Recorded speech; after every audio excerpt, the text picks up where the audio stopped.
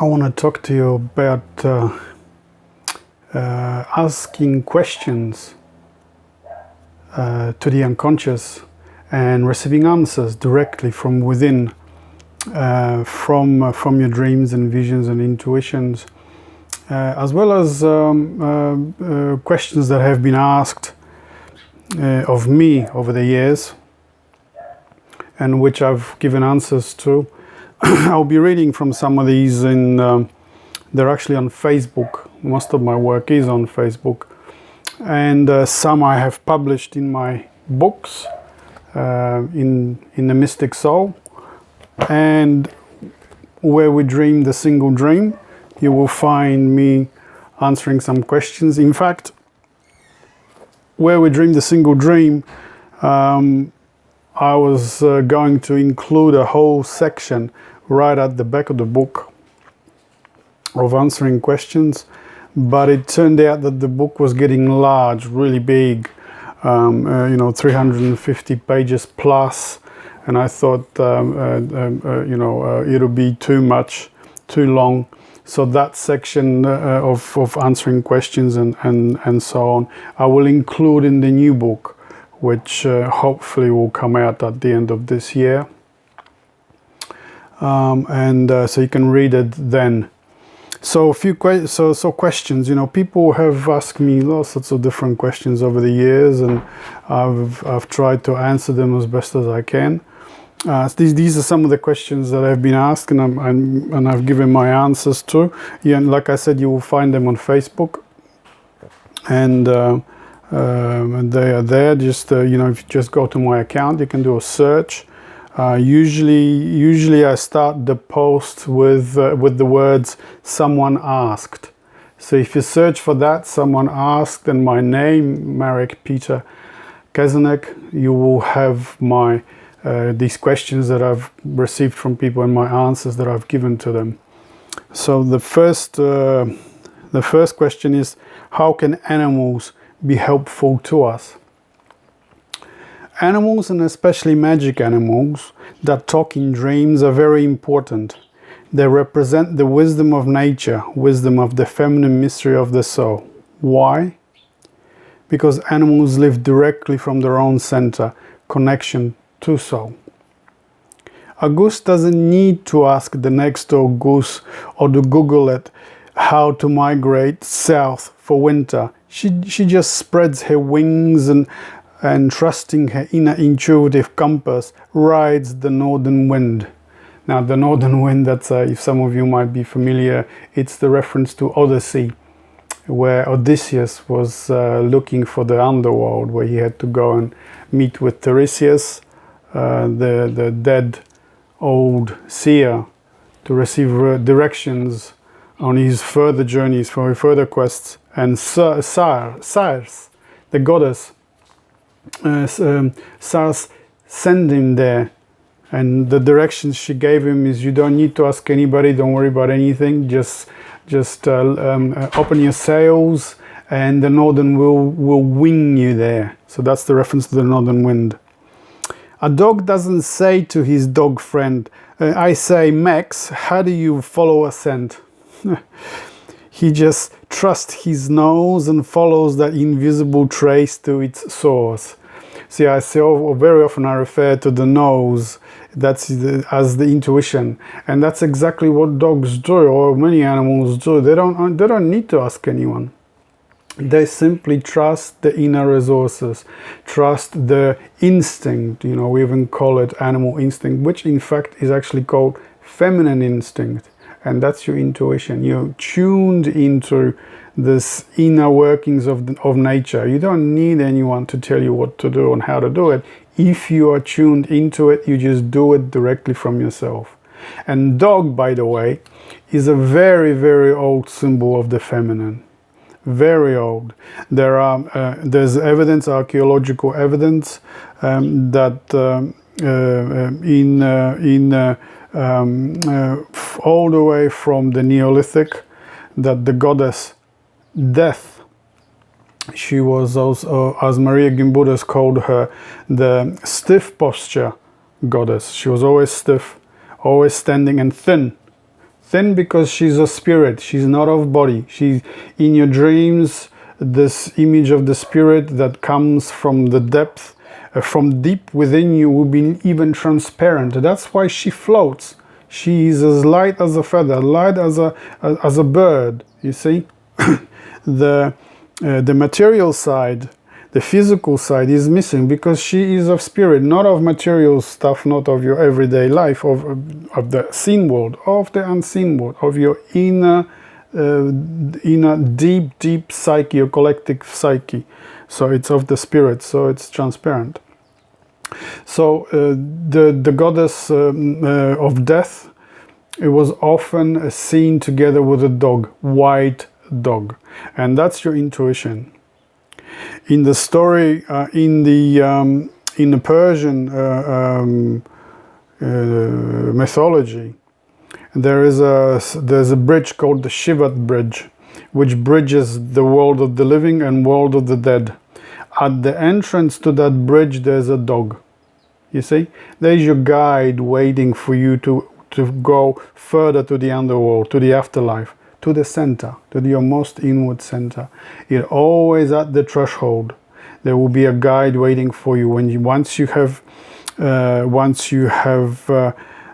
detached yourself completely from this life, from this world, from the demands on you, and you have refocused your attention inward, and you're following your intuition, you're following the archetypes, you're following symbols, mythological symbols, for instance, you're working with them.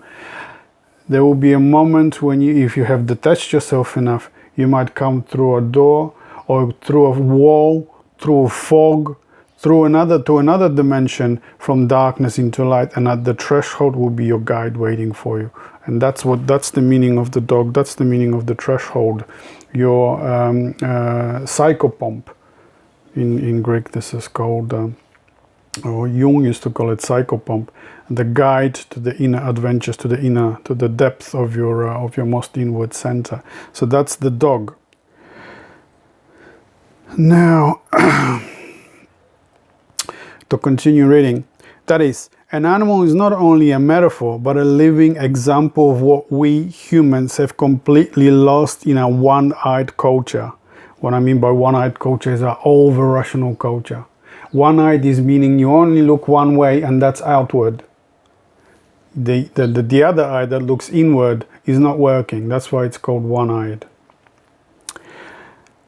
Bound to the masculine man's society, where directions and laws are continually shouted at us, the loss of the childlike, animal-like spontaneity of living directly from our inward divine nature and its resources, from our feminine mystery of the heart and its intuitive direct guidance that leads to finding our own and unique way to a solution, or indeed to having our own authentic life. So that's animals. If any of you have owned a pet, and I'm sure most of you have owned a pet, you will know that they do things which are completely irrational to us humans, to us really rational and civilized humans. They will behave in a. If you ever watched birds, for instance, before coming a storm, suddenly there will be a silence. There won't be one bird outside. Especially during summer. Winter is probably different, but during summer. Suddenly it all goes quiet, maybe an hour to 2 to 3 hours before a storm comes. They know, they are tuned into the environment, into this invisible dimension of the soul.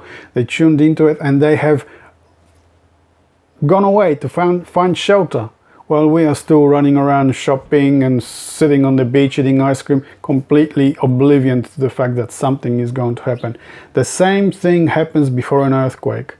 If you ever asked anyone, and if they paid attention, even a day or two before an earthquake, animals that are, birds and animals that are in the vicinity will suddenly vanish. They know that something is coming. They can feel it. The dogs with you could say with the smell that it's the intuition that knows, dives beneath the surface of appearances and is connected to not only what is happening right now, but what will happen. And that is really important to understand. So there are lots of stories, especially about earthquakes or big bushfires here in Australia. You know, of course, there are many animals that perish once the bushfire starts. Excuse me. But before a bushfire, you can see a huge migration. They know that something is coming. There's a migration of especially kangaroos.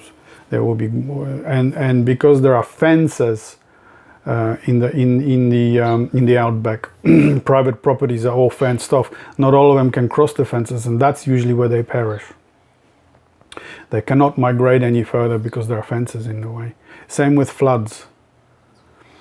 Okay, so that was the animals. Let's have a look at another question. Now, by the way, you can send me questions that you would like me to answer. I always prefer, of course, that you stay with the question yourself and you pay attention to your dreams and intuition until you get your own answer. But there's nothing wrong with sending me questions and asking those questions. By the way, you can send me questions also about your private things, not just archetypal things or about the universal or divine oneness.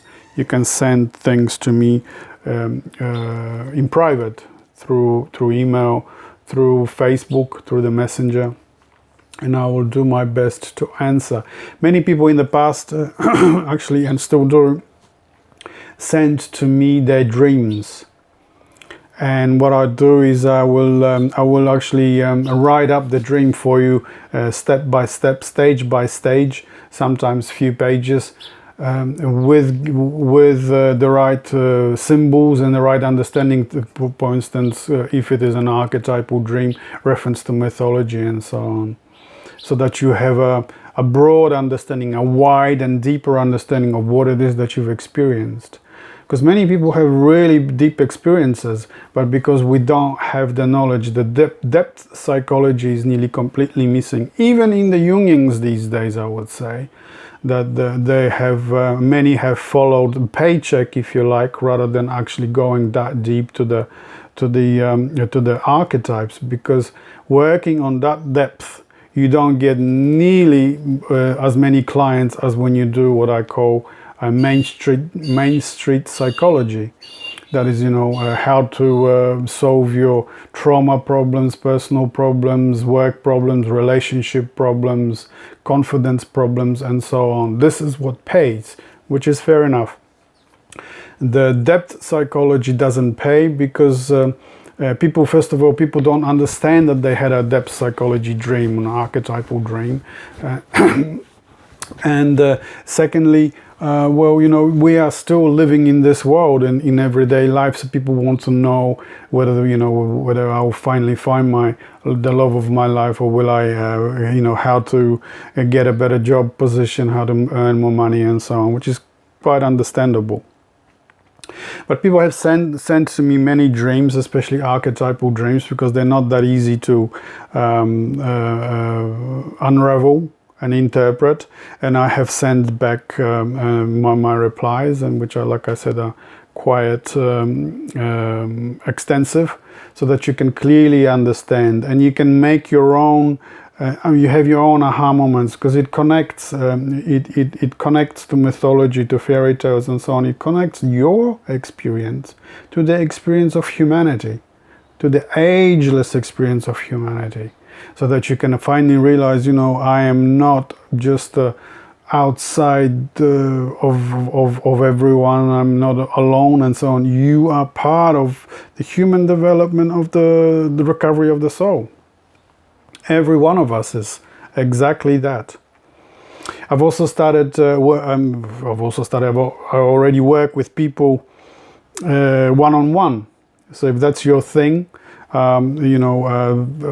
send me a message through Messenger and so on Facebook, or just I'll leave a note under this video. If you'd like me to get in touch with you, just leave your details, your email address, or it's probably the easiest way is through email or through Facebook. We can organize a time if that's what you want. And what I normally work with people is interpreting their dreams. That's what people mostly want and come to see me for, plus recovery of their inner voice. So if so for instance, like I said before, if you have dreams that you cannot understand, you need help with, then by all means make an appointment, and we can work one-on-one. Or if you're ready, if you have, for instance, you're an artist or you write or poetry and so on, and you want to establish a closer relationship with the unconscious, with the spirit, recovering of your own inner voice, again, get in touch with me, and we can work one-on-one. So that service is also available. I've posted about it on Facebook. I will repost again sometime this week, so that you can have a look. There is a sliding scale for that, so it's not for free. Most of my work, whether I do on Facebook, excuse me, or on YouTube, or on Instagram and Twitter, all that is for free. I don't charge for anything, but one-on-one, I do charge money for. It takes effort to do. So that's something I wanted to mention. Now go back to some questions before we sign off. It's already been 15 minutes, so I know that people's attention span is quite short nowadays, especially to these deeper things, so I'm not gonna keep it for very long. So there's another one. Someone asks, what is real? What is the truth? I replied, this spontaneous voice in your heart, this not what you think you are, but what you intuit, this feminine mystic stuff of making the unseen seen, this is real. You see what I mean? The underneath stuff is real. What you see outside is merely a projection of the inside development of the journey to the recovery of the soul. The whole thing, the whole society. Even the center of the city is symbolic for the center of within you. In the ancient times, when humanity built villages or cities, in the center of the city or in the center of the square, the most important square, was a well, for instance. So there is your center. Later was a temple or a pyramid. For instance, if we're looking at South American Inca or Maya religions, there were temples, pyramids at the center. So this is all symbolic of the center. Later there were cathedrals in Europe, and now what do we find in the center? Financial center. We even call it financial center. We find banks and big businesses. This is at the center of a culture nowadays. Economy. We only got one God, and that is economy. That's why the recovery of this invisible archetypal collective unconscious things, your dreams, and the things that you thought that are not important or you can't understand, which can be helped with, like I said before, through proper interpretation. This is really, really important to recover. Really important. That's what makes you whole. Your personal unconscious together with the collective unconscious. You see? Your personal psyche, mind, and the collective psyche. The rational mind and the intuitive mind.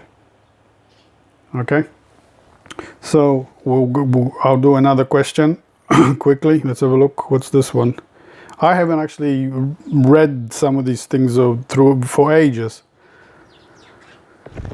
Okay, someone is asking, what is the purpose of my posts? Well, it's kind of obvious, but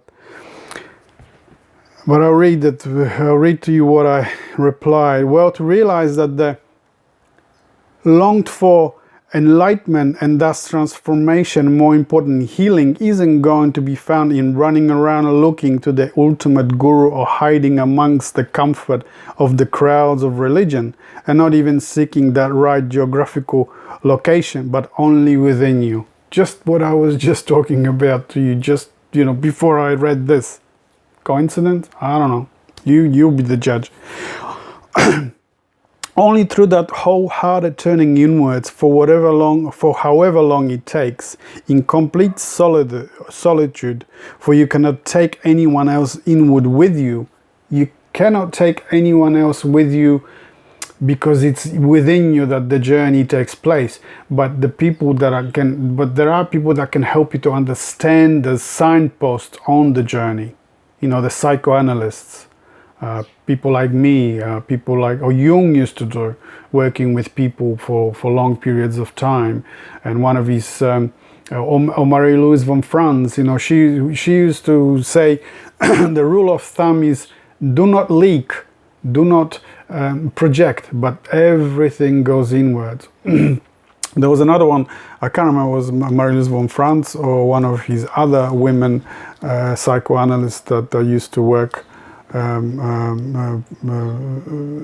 the same time as Jung, and she might have been Aniela Jaffe, and she used to open the door to the client and ask him, did you work on your dreams? And if the reply was no, she would shut the door, wouldn't see them. The session wouldn't take place, you see? So next time the client came back and she opened the door a little bit, she stuck her head out and said, well, did you work on your dreams? Yes. All right, come in. Because that's what's important, not just sitting there and talking about your family problems, or gosh, I got a hurt knee or whatnot. Which of course, you know, to you, because you are hurt at the moment, is important, but the inward journey to the recovery of the soul, that's what it is. That's your destiny. By the way, the recovery of the soul and the process of dying, or as Stanislav Grof, some of you might be familiar with him, he used to work with psychedelics, and now he does holotropic breathing to get to that deeper dimension of the collective unconscious, of the intuitive mind. He said that the process of enlightenment and process of dying is one and the same. So when you died before you died, as I call it, many mystics have called it in the past, when you died before you died, that is to say, you dropped the body, you had an out-of-body experience. There's lots of out-of-body experiences out there on the internet. I'm not going to bore you with them. I've recorded them on the videos here as well before.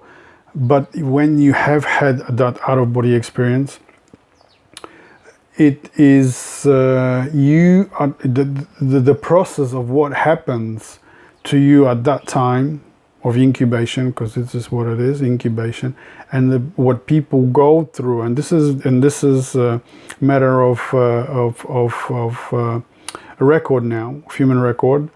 Dr. Peter Fenwick, I have also given links and spoken about his work in the past. He's on YouTube if you want to look him up. Dr. Peter Fenwick. He works with the dying, especially in the hospices and so on. He is a post-traumatic surgeon, that is to say, a psychologist, should I say. After surgery, people would come and see him. He used to, after surgery, talk to people and help them recover. And that's how he came across the first examples of people having out-of-body experiences. They would come and sit in front of him and say, do you know what happened to me while I was clinically dead?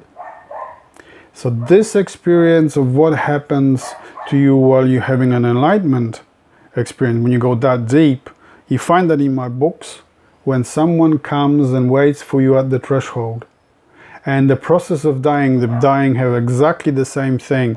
First there is light in the room, then there are visitors, then someone comes and sits or comes to them and starts the process of talking to them, getting them prepared to what's going to happen next. And then while the moment when they're dying, someone comes, the guide comes and takes them to the other side. It's exactly the same as you find in fairy tales and mythology. At the threshold waits for your guide. And if you've listened to that guide, if you let go, they will take you by the hand and take you to the center, to the afterlife, to the underworld. And this is what we call heaven. And then you experience whatever it is, experience that you're there. The point is to experience this while you're alive, so you can come back and remember and then share the experience with others. That there's nothing to be afraid of when you're dying. That death is just a process of enlightenment, that you can know that when you die, that the experience of your experience of consciousness doesn't cease; it continues. There's more to be learned after that. But the real challenge is to come back, so that you have learned and you process what you have experienced, you integrate it into your life, and then you change your life according to it. And then you share your experience with others. This is wisdom. So there's lots of information about that, but you must understand that what you have experienced in your dreams, and what people experience during dying, and what we have been writing about in mythology and fairy tales are exactly the same thing. Exactly the same thing. So, you know, someone who works with you and can interpret these archetypal mythological dreams, the dreams of dying, if you like, can help you to understand what you've experienced and help you integrate that experience to everyday life. And the integration of that experience into your everyday life, understanding what happened, is transformation. Then from that moment on, what you do is you live your life with one foot in this reality every day and the other in the world of the spirit. And you're whole. That way you're whole. You're no longer one-eyed, like I said at the beginning. You're both-eyed now. One-eyed looks to this world, the other one looks inward, and is the middle eye that mediates between the two. Your intuition, your eye of the heart, the inner eye. Okay, so we do one more. So we do one more question. Let's have a look. This is a really long one. Okay, someone asked why I emphasize only the feminine and hardly ever mention the masculine. This is my answer.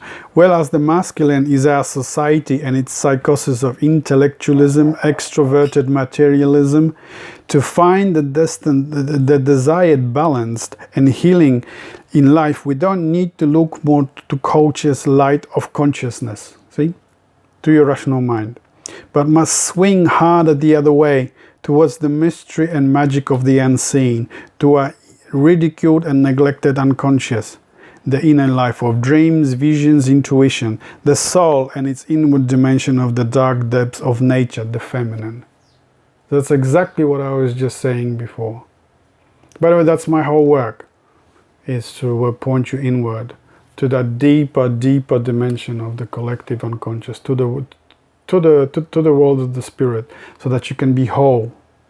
But before you can be whole, when you had these experiences, you need to have them interpreted properly, so you can integrate them into your own life, and then shown how to maintain that relationship between the world of the living and the world of the dead, the world of the everyday, the seen world, and the unseen world of the spirit. So I think that's enough for today.